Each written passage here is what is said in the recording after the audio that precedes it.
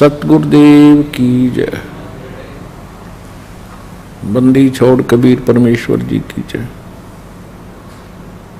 बंदी छोड़ गरीबदास जी महाराज जी की जय। स्वामी राम देवानंद जी गुरु महाराज जी की जय हो।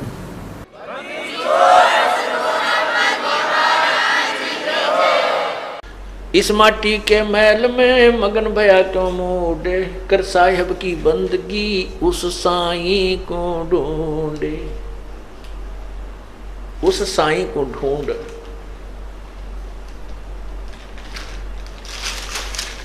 उस परमात्मा, उस साईं माने उस भगवान को, तत्ब्रह्म को ढूंढ।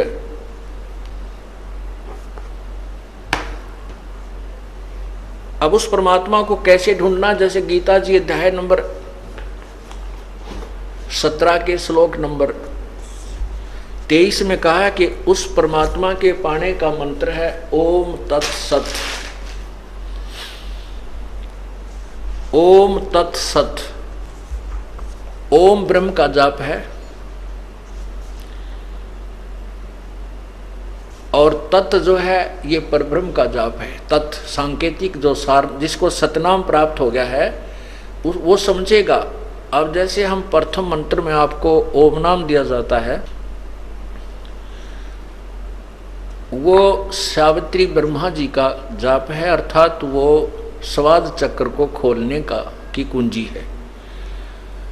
अब स्थान स्थान पर अंतर होता है। जैसे एक लड़की के पिता का नाम भी हवा सिंह है और पति का नाम भी हवा सिंह है। अब स्थान स्थान पर अंतर है। जिस पिता से जन्म हुआ है उसका नाम भी हवा सिंह है, उसमें उसका भाव पिता वाला है, और जिससे उसका विवाह हुआ उसका नाम भी हवा सिंह है, उसमें उसका वहाँ वो पति हवा सिंह ही जाना जाता है। वही हवा सिंह नाम जो है वहाँ पति है। तो कहने का भाव यह है कि जो ओम मंत्र आपको प्रथम मंत्र ब्रह्म गायत्री में दिया जाता है तो वो सावित्री और ब्रह्मा का जाप है। और जब आपको सतनाम के अंदर जो नाम दिया जाता है यही नाम ये ब्रह्म का जाप है। और तत् जो दूसरा मंत्र है वो परब्रह्म का जाप है। जैसे अब तीसरा नाम लेने की होड़ सी लगी थी, सार नाम लेने की, सार शब्द लेने के लिए हमने बार बार प्रार्थना आ रही थी कि हमें सार नाम दो जी, सार नाम दो जी, तीसरा नाम दे दो जी। अच्छा भाई, अभी जेल से आए हैं, अभी थोड़ा सा अपनी व्यवस्था में बनाने में थोड़ा टाइम लगे, हमने 2-3 महीने लगे, और आपको सार नाम देंगे, अवश्य देंगे, क्योंकि ये तो आपके लिए सारा साजबाज जोड़ रखा है। अब उनको बुलाया, उनसे परीक्षा ली तो 485 में थे, मेरे ख्याल में 40 पास हुई। ओ तेरा गजब हुई। अब एक तेन्यू तक लाना देगा, बोला जी आपने ढंग से ना बताया नाम देते समय। अरे तेरा गजब हुए, तीसरा नाम तो PhD का है। उसने कहा कि आपने केवल ये बताया था कि ये नाम ऐसे जपना है, दूसरा तत् ऐसे जपना है, आपने उतना बताया यो ब्रह्म का है, यो परब्रह्म का है। वह बोला ये सत्संग करते समय मैं बता कौन से रागनी गाया करता, यही तो बताता हूँ। तुम्हारे को ये देखना था तुम्हारी बुद्धि कहाँ काम करती है। वो तेरा गजब हो। और फिर मन ने उलाना देने का, आपने ढंग से ना बताया है, यह भी उलाना उठूंगा भाई। आए सत्संग में बताता हूँ, हर बार कहता हूँ कि तत् यो ब्रह्म ओम ब्रह्म का जाप है, और तत् जो दूसरा मंत्र ये पर ब्रह्म का जाप है, और तीसरा पूर्ण ब्रह्म का जाप है।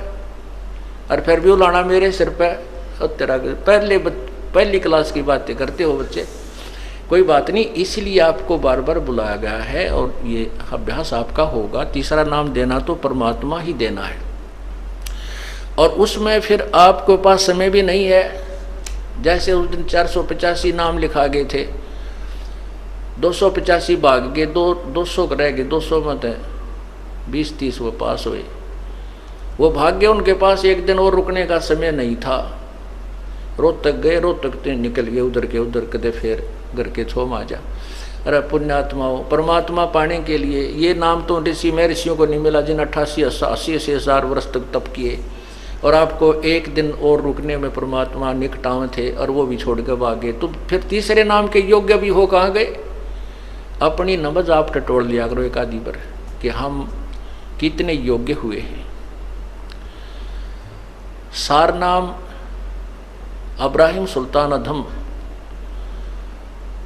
बलख बुखारे का बादशाह था, उसने घर त्याग दिया। परमात्मा ने कहा था बेटा जा बेशक तो अपना राज्य भी कर, भक्ति कर। तो उसने कहा नहीं पिता, नहीं परमात्मा, अब तो बच्चे संभाल लेंगे, वो सियाने हो गए, अब उस नरक में नहीं जा सकता, और मुझे अपनी लकड़ी तोड़ कर बेच करके मैं अपना व्यवस्था कर लूँगा। करना तो पड़ेगा काम, लेकिन यहाँ कर लूँगा, अपनी मजदूरी करके अपना पेट निर्वाह करके अपनी भक्ति करता रहूँगा। तो उसने ऐसा ही किया, एक झोपड़ी डाल ली, जंगल में लकड़ी तोड़ लावे बेच आओ बस बाजार में, और बैठ कर अपना 5-4 दिन उन खा ले, फिर एक दिन एक इठड़ी एक बंडल फिर तोड़ के डाल जावे। इस तरह अपनी भक्ति कर रहा था। प्रथम मंत्र दिया, फिर सतनाम दिया प्रभु ने, फिर सार नाम के लिए, क्योंकि सत्संग में सुनता रहता था, फिर कहा भाई सार भी दिया जाएगा, सार नाम के बिना मोक्ष नहीं हो सकता। तो वो सार नाम के लिए प्रार्थना करता था, प्रभु आपका दास सार नाम के योग्य हो गया हो तो देख ला प्रभु, कृपा करना आपके दास पर, बहुत अधीन हो गया था। परमात्मा ने कहा भी अवश्य बेटा, नाम जब तुम योग्य हो जाएगा अवश्य नाम देंगे। तो एक दिन प्रभु ने कहा भी तुमको सार नाम दिया जाएगा, आप ऐसे ऐसे उस दिन वहाँ आना हमारे पास आश्रम में, या जैसे भी कोई स्थान निहित किया।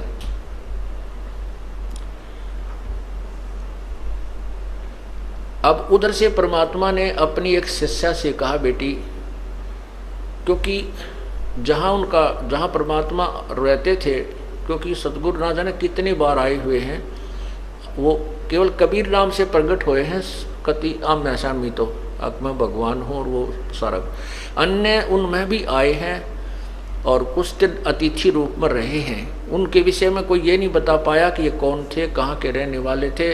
प्रश्न करा करते थे भी आप कौन हो, कहते संतों के बारे में ज़्यादा नहीं खोजबीन नहीं करनी चाहिए। इस तरह वो गुप्त रूप में काफ़ी समय तक 10, 20 वर्ष, 50 वर्ष कहीं रह जाते थे, फिर चले जाते थे, अपने अन्य रूप बना कर भी आते रहे। तो वो वहाँ एक आश्रम सा बनाकर प्रभु रहा करते थे, एक झोपड़ी सी डाल कर। तो वहाँ बुलाया उनको के, और उसमें प्रवेश करने से पहले 5-4 मकान आते थे, और वो एक ही गली थी उसमें एंट्री करने की, और उसमें 5-4 जो मकान थे उनमें से एक मकान अपने भगत का था।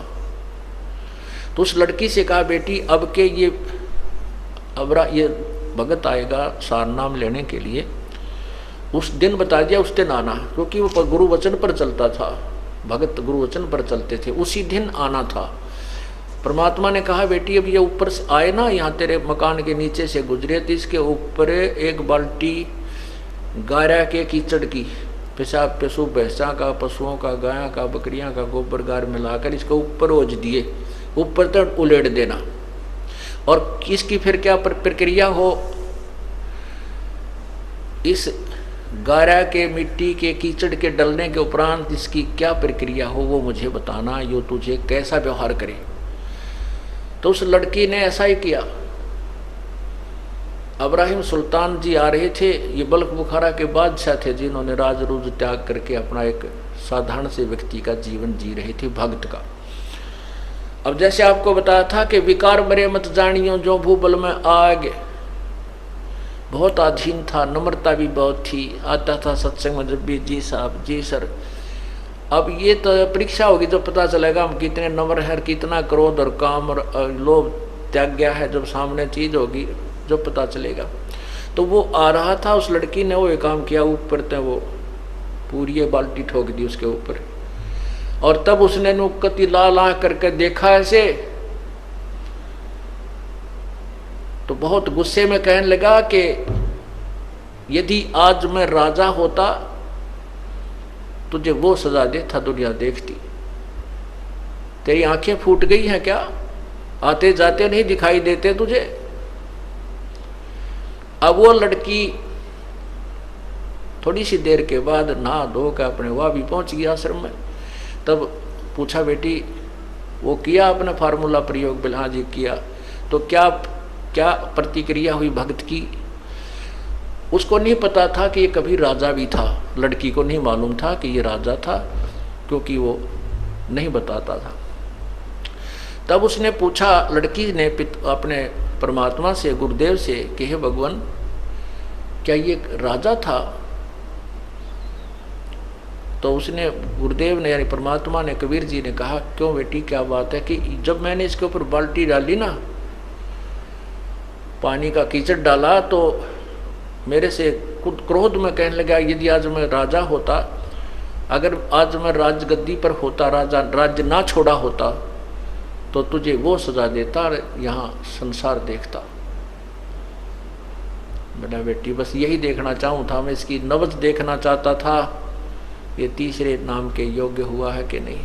ठीक है बेटी, राजा था ये, और बहुत बड़ा राजा था, इसने बहुत ही कुर्बानी की है। तब वो सत्संग के उपरांत जब भी गुरुजी विराजमान हुए आसन पर और कहा भी आ जाओ जिसने सार नाम लेना है, वो उठकर गया, प्रार्थना की कि आपका दास सार नाम के योग्य हो गया हो तो दया करियो प्रभु। तो परमात्मा ने कहा नहीं बेटा अभी तू राजा है, भक्त नहीं बना है। वो कहता नहीं गुरुदेव नहीं, मैं तो बिल्कुल आपकी कृपा से, आपके कहने से ही उसी दिन से राज को त्याग दिया है मैंने।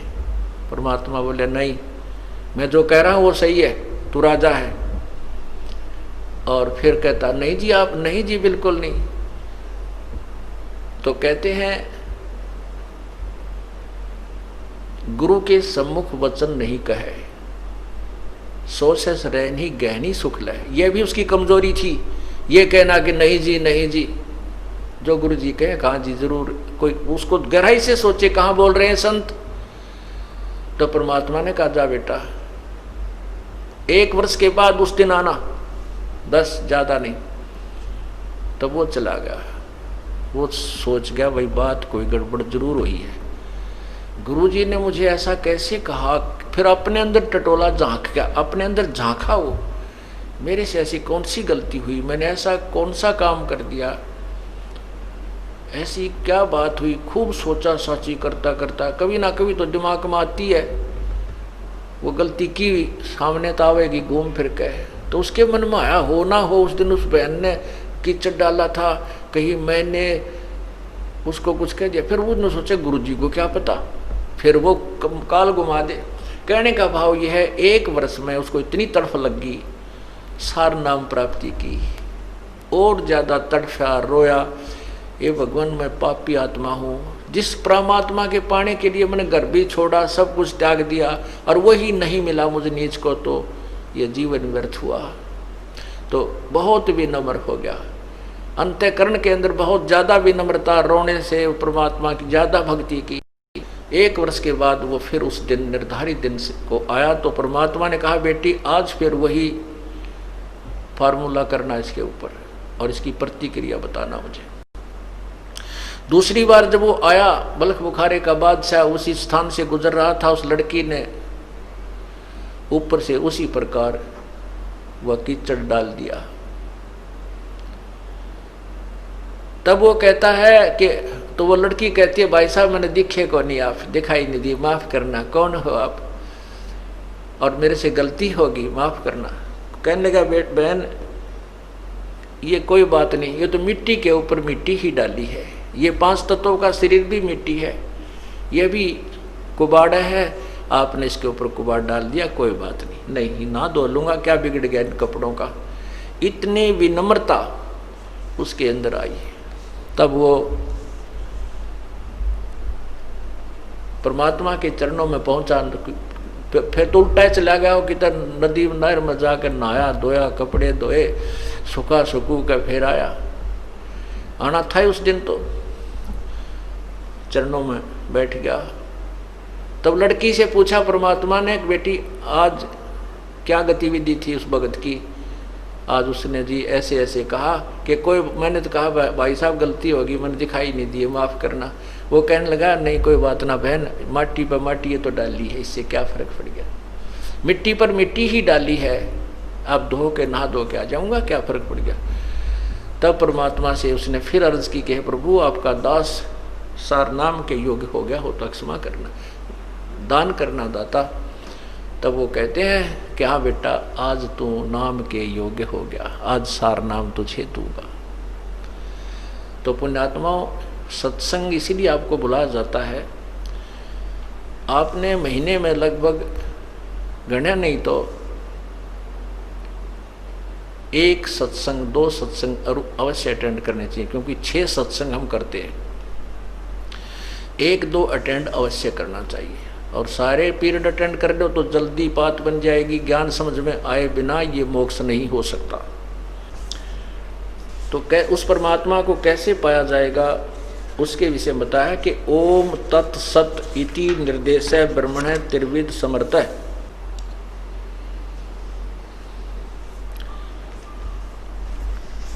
अब यहाँ क्या बताते हैं,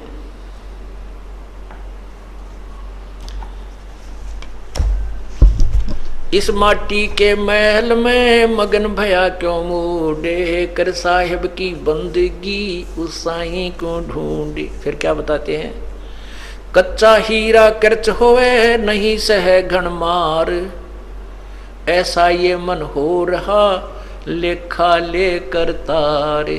यानी तीसरा नाम देने के लिए हीरे की परख की जाती है। सार नाम जब दिया जाता है तो हीरे की परख की जाती है। हीरे की परख करने के लिए क्या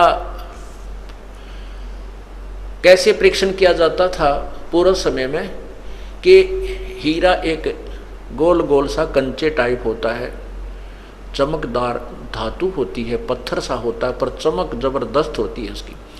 और उसको उसमें कच्चा हीरा भी होता है और पक्का हीरा भी होता है।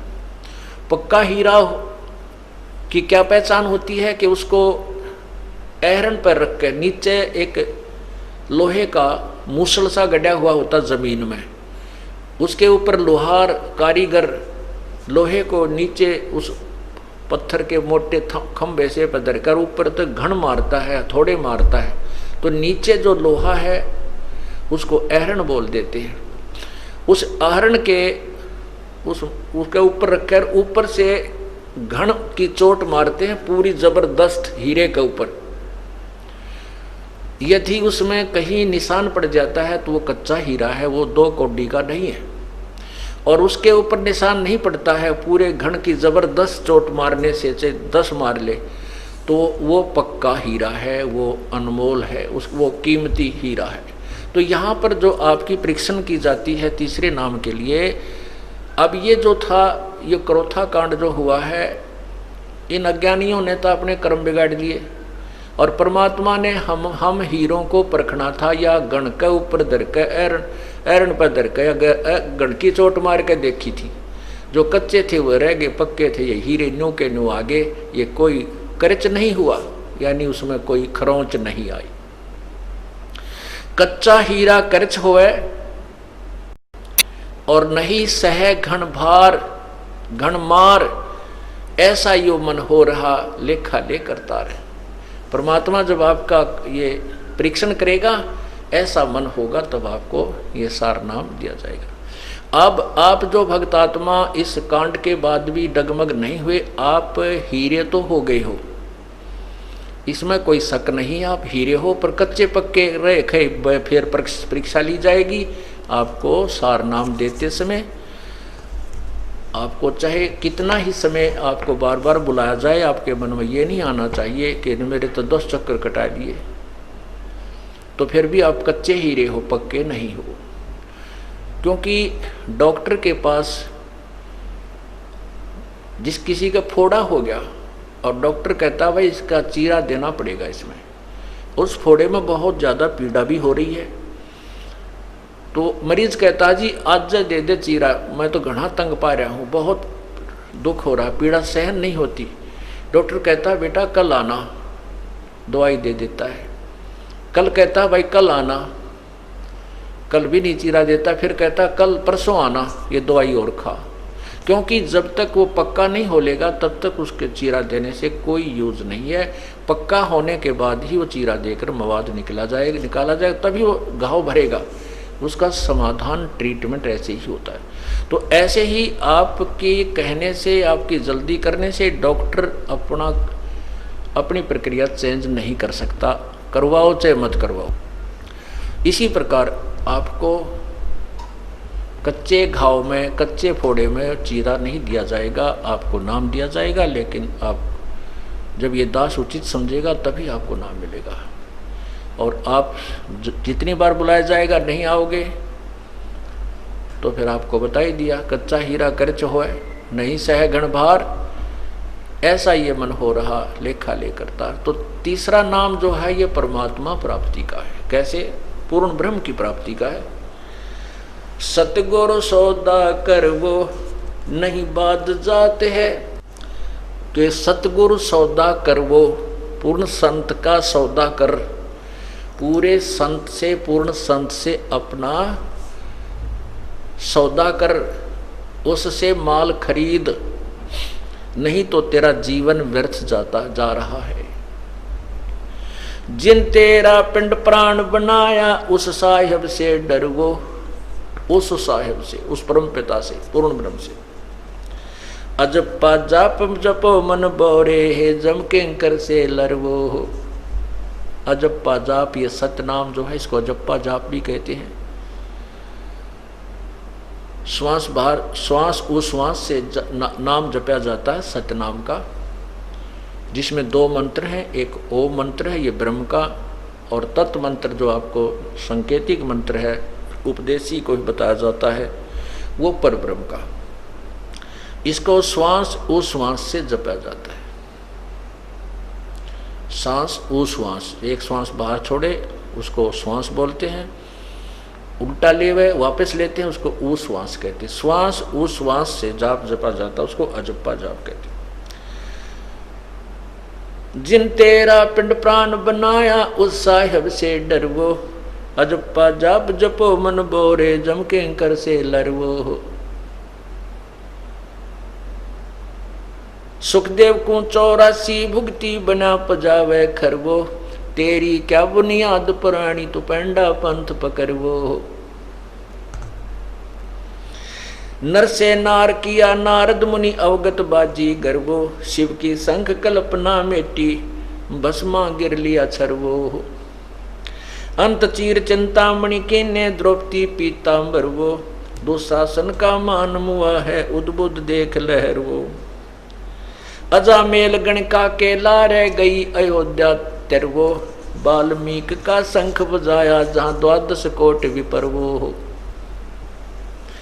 केसो नाम कबीर खुद आए 9 लाख बॉडी भरवो, काशी धाम कबीर कल्पना गई विपत सब टरवो। गगन मंडल के मध्य महल है जा मूरत अजर अमर वो, दास गरीब कबीर हरि ही मिले परम पद हर वो।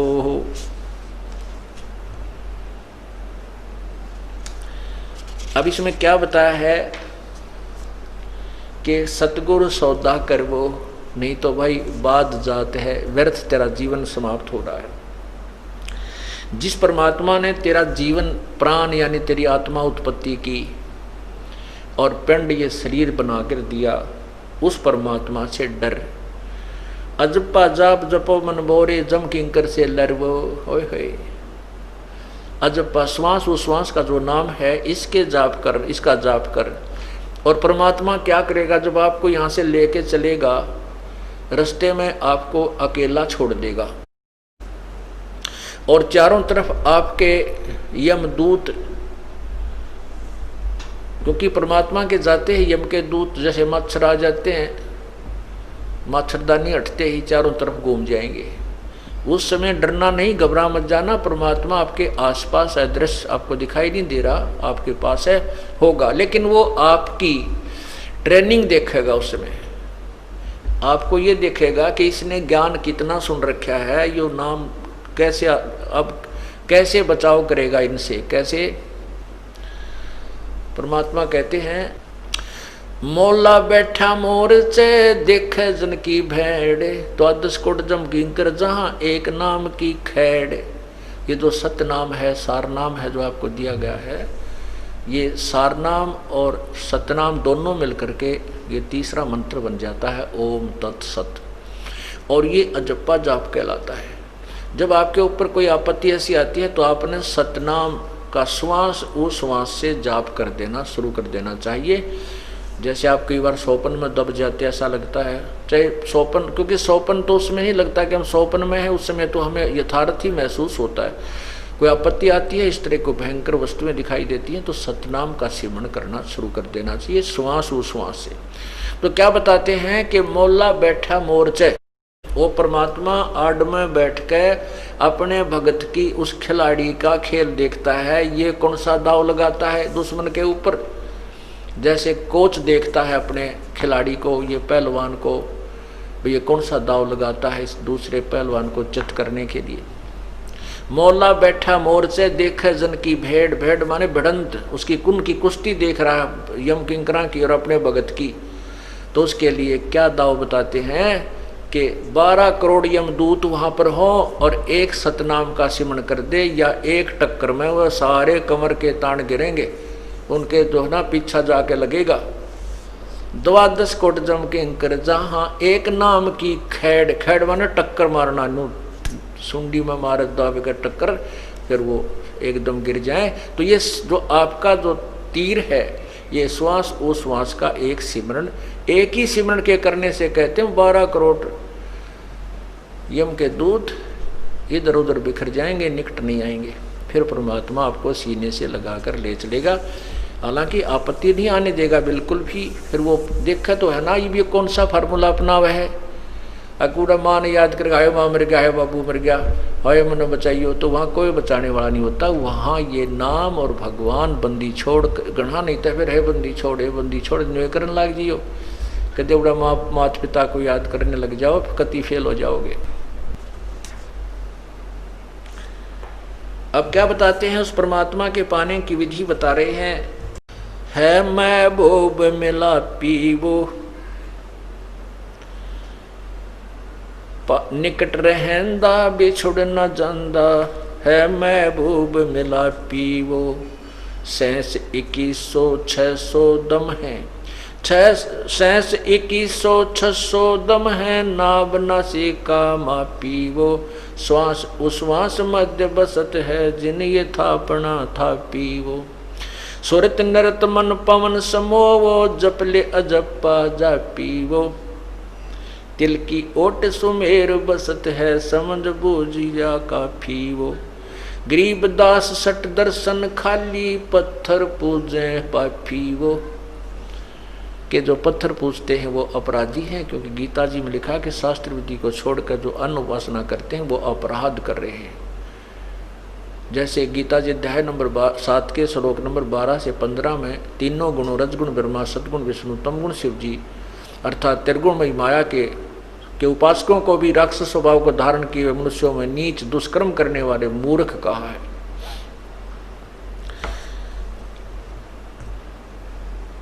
तो क्या बताते हैं, सुरत नर से परख न आवे है, महबूब सरोवाहु। जब तक हम सतनाम और सारनाम की प्राप्ति नहीं करेंगे तब तक परमात्मा के दर्शन नहीं होंगे। कैसे होंगे? द्वार बार घर छाड़ गए हैं, जाब से बन खोआ वो। भेख बनाए बहे बहुरंगी, कीना बहुत अभोआ वो।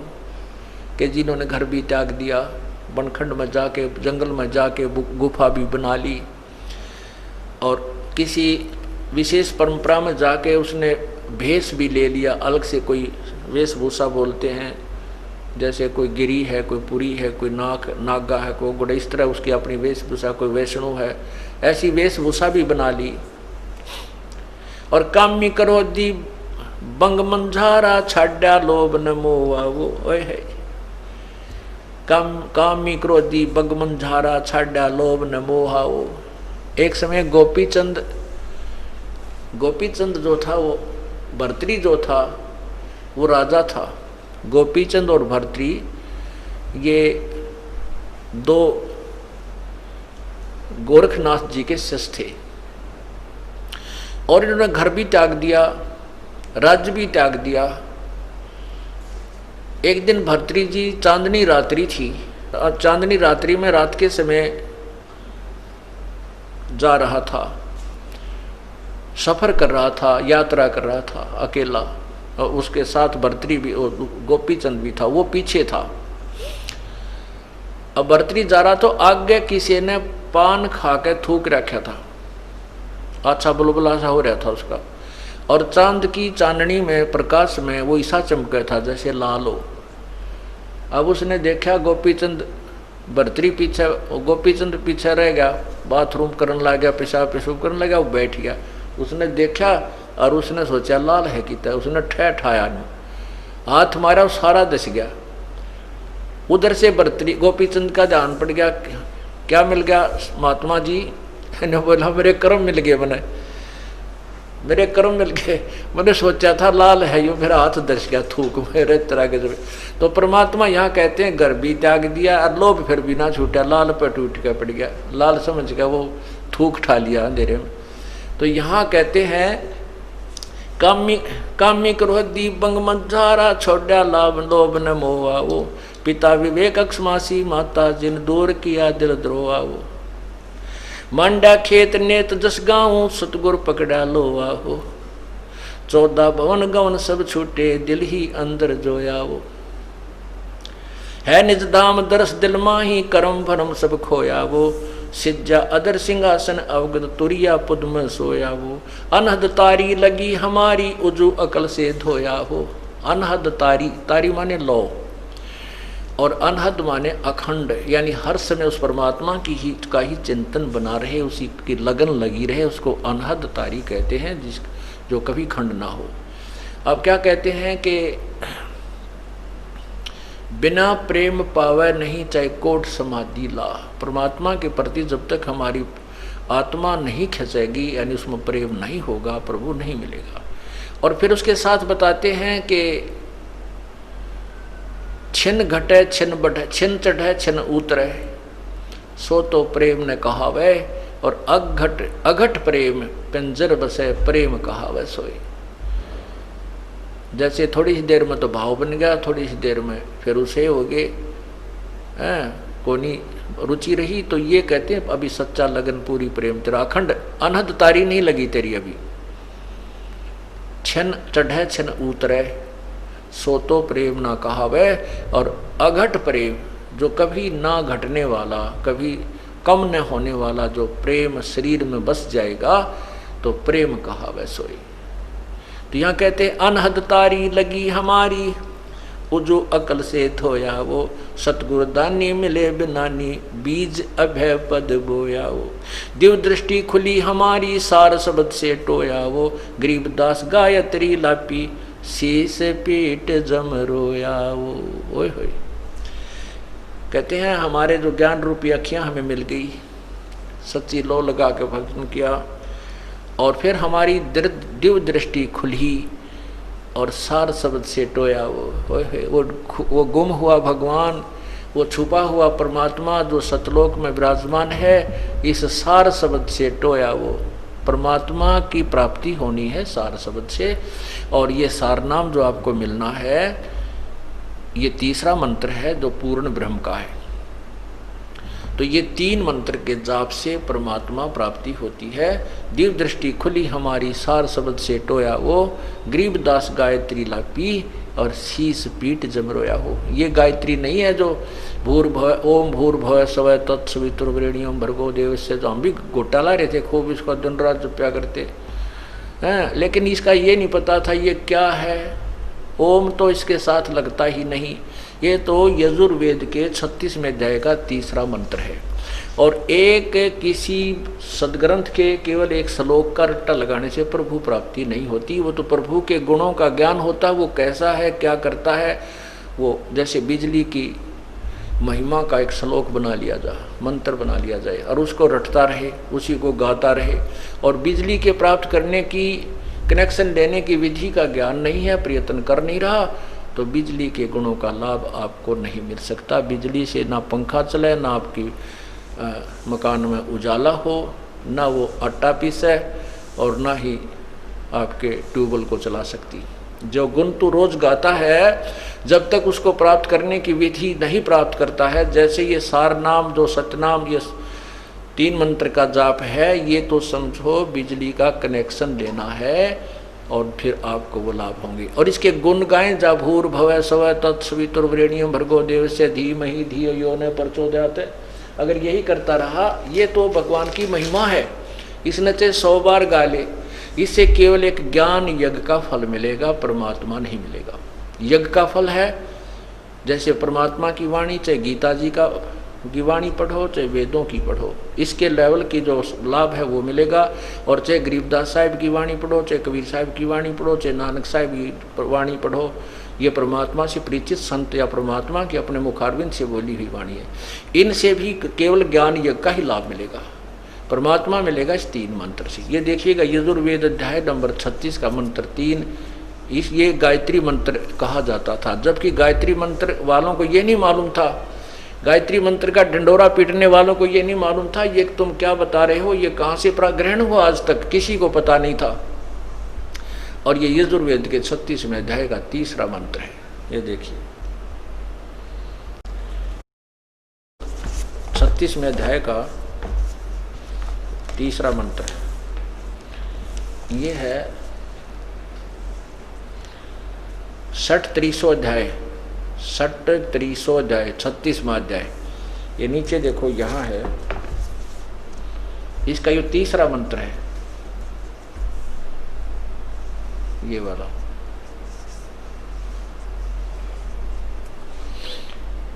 ये 3रा मंत्र है, इसमें है भूर्भुवः स्वः, भूर्भुवः स्वः तत्सवितुर्वरेण्यं भर्गो देवस्य धीमहि और धियो यो न प्रचोदयात्। इसमें कहीं भी ओम मंत्र नहीं है, इसके साथ ओम मंत्र लगाना परमात्मा की वाणी के साथ खिलवाड़ करना है, परमात्मा को अल्पज्य सिद्ध करना है। भगवान ने तो केवल इतना ही बोला, और इसमें हम और जोड़ लें कुछ तो वो हमारी अपनी नालायकी और चतुरता है कि हम दूसरों को अपनी सूझबूझ से अट्रैक्शन करने के लिए उनके साथ खिलवाड़ करें, उसे लाभ भी नहीं मिलता। जैसे मोटरसाइकिल या कार के पिस्टन के साथ में कोई नट अलग से वेल्ड करके कोई कहे कि अब ये पिस्टन और ज़्यादा अच्छा बन गया है, उसने तो काम बिगाड़ दिया।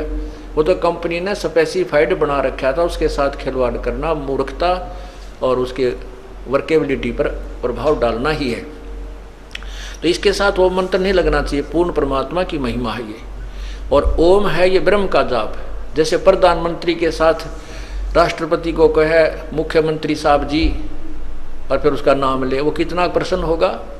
प्रधानमंत्री को मुख्यमंत्री कह कर संबोधित करे तो वो बहुत नाराज होता है, और जो काम करना चाहे तो भी ना करे, उसको कहे जो भगा दे यहाँ को, इसको ये नहीं पता मैं मुख्यमंत्री हूँ या प्रधानमंत्री हूँ। मुख्यमंत्री मेरे सामने करबद्ध होकर खड़े हो जाते हैं। तो इसलिए इन नादानों ने, अनजानों ने ओम शब्द इसके साथ लगा करके भगवान की वाणी का अपमान किया हुआ, इससे कोई लाभ नहीं मिला। तो अब कौन सी गायत्री लापनी हमने? गायत्री का अर्थ होता है परमात्मा को हृदय से, जैसे किसी के इकलौते पुत्र की मौत हो जाती है, किसी की पत्नी की मौत हो जाती है, किसी की पति की मौत हो जाती है, और फिर वो कैसे लाप करता है, ऐसे गायत्री लाप करना होता। परमात्मा को इस कसक से याद करना होता है, जैसे वो उसके वियोग में और रो भी रहा है, उसको याद भी कर रहा है। कहते हैं गरीबदास गायत्री लापी, हमने उस परमात्मा की ऐसे सच्चे दिल से, सच्ची श्रद्धा से भजन किया उस मंत्र का, फिर शीस पीट जम रोया वो, यू काल अपने सर ने पीट पीट कर रोने लगा कि यूं तो गया मेरे हाथ तय, हम पार हो गए। तो इस प्रकार हम परमात्मा प्राप्ति करेंगे। बोलो सतगुरुदेव की जय। सत सहे।